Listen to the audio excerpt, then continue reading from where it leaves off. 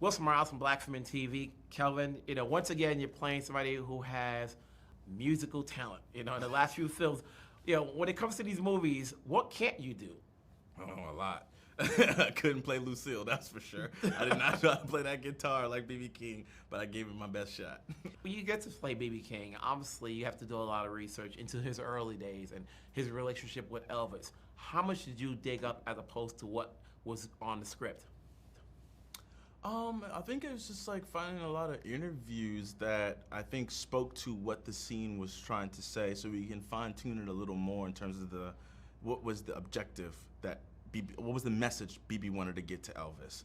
And it got to a clearer space, between the improvisation a little bit and this when he's walking in, he's like, let it all hang out.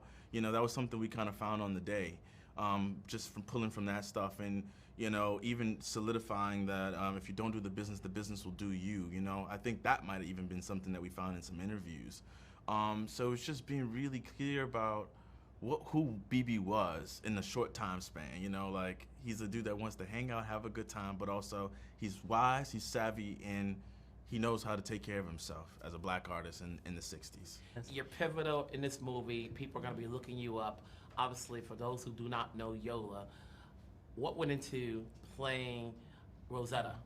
I grew up with her, so it's a bit of a privilege of knowing that she invented rock and roll, knowing that she came to the UK, and that footage that you see of her on a train station, that's in Manchester. And so I definitely had this connection growing up with her. And then for me, I had to learn how to shred. So I'm a rhythm player and all the action's here, but I had to learn to get this guy to do all the moving. And so that actually took a really long time to kind of switch the polarity in my neuroplasticity. It was really actually quite a lot of work and a lot of time. And then the pandemic basically saved my bacon. Because I had all this time to do that and actually not have the stunt double, hand double, but actually be able to embody that. Because I think people need to see a dark-skinned, plus-size woman do the thing. Absolutely. And then you come in and knocked out of the park, playing Yes. Little Richard right Thank away. you. Obviously, when you took on this role, how much did you know about him? And then how much research did you went into, knowing how much you're going to do in the movie to get it right? Well, me and Little Richard kind of had a little soul tie from the beginning with his music being played in my house. My family, we have a lineage from Mahalia Jackson. That's my great aunt. So the rhythm and blues and the rock and roll and church was very prominent in my house.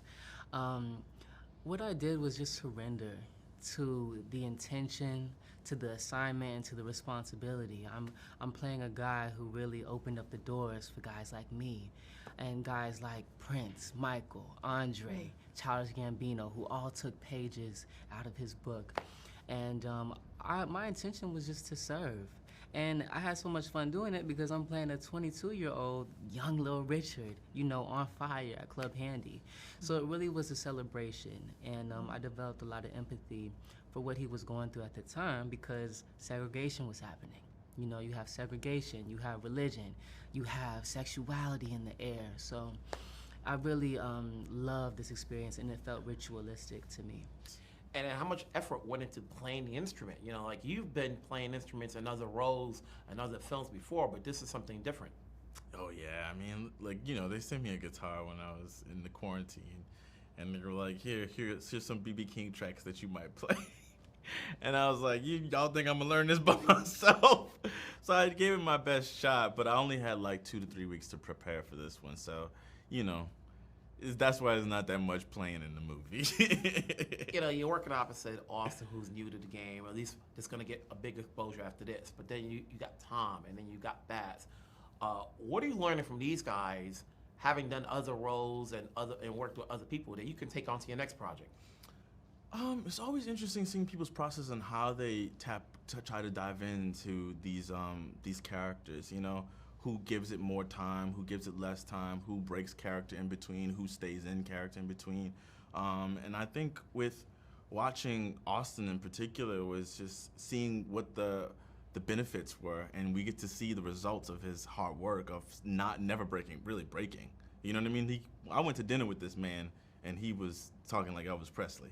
And I was like, you know, I think there's something about keeping it close with you that it makes it easier to access. And maybe I'll try that on my next project. Maybe I won't. We'll see what works. But all processes work, and if you commit to them and if you believe in them, I think maybe.